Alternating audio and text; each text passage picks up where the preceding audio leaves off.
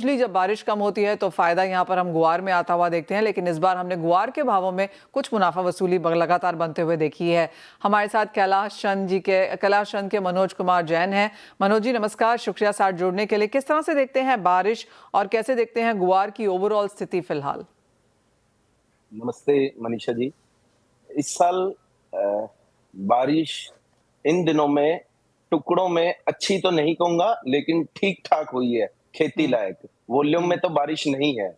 और अभी आज जो बाजार में एक अच्छा मंदा आया है, तो ये यस्टरडे इवनिंग बीकानेर जिले के कुछ हिस्सों में बारिश और आज जैसलमेर बाड़मेर के भी कुछ हिस्सों में बारिश रही है। ओवरऑल इस साल अगर ग्वार की सोइंग की बात करें तो लगभग ये 20% 20% पिछले साल से कम का फील आ रहा है। उसकी वजह दो तीन रही। पहला तो किसान का आकर्षण ग्वार के प्रति रहा ही नहीं, क्योंकि पिछले कई सालों से ग्वार के प्राइस नहीं बढ़े और इसके जो समकक्ष दूसरी कमोडिटीज है उन सब के रेट काफी ज्यादा बढ़ गए। तो किसान ग्वार को सिर्फ मजबूरी में ही खेती कर रहा है। और रही बात, इस साल बारिश भी काफी लेट आई है। और अगर मैं बात करूं 50% सोइंग तो अभी लास्ट 10 डेज में हुई है, तो काफी देरी से है ये सोइंग। और 20% सोइंग का एरिया भी कम है। तो ये सीन आप समझ लीजिए कि ओवरऑल ग्वार कम का फ्यूचर इस साल मुझे अच्छा ही लग रहा है। As of now of course जैसे आपने कहा थोड़ा सा मंदा हमने यहाँ पर बाजार चलता हुआ देखा है। आगे जाकर अगर बुआई देर से हुई है, 20% कम भी हुई है, लगता है भाव बढ़ेंगे, तो क्या रेंज रह सकती है आगे जाकर? देखो, ये भाव तो अगर जो अब तक सोइंग हुई है, अगर सारी मैच्योर हो जाए, अच्छी क्रॉप हो जाए जितना सोइंग हुआ है, तो भी मेरे को नहीं लगता कि इस भावों से मंदा है। टेम्परेरी मौसम के साथ कुछ मंदा तेजी चल पड़े वो तो एक अलग बात है।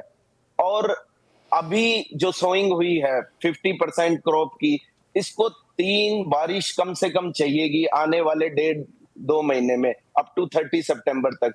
उसमें एक भी ब्रेक आ गया या सारे एरिया को वो नहीं कवर कर पाया, तो फिर काफी अच्छी तेजी इसके अंदर आ सकती है। एक रेंज देना चाहेंगे प्राइसेस में, क्या रेंज नजर आती है?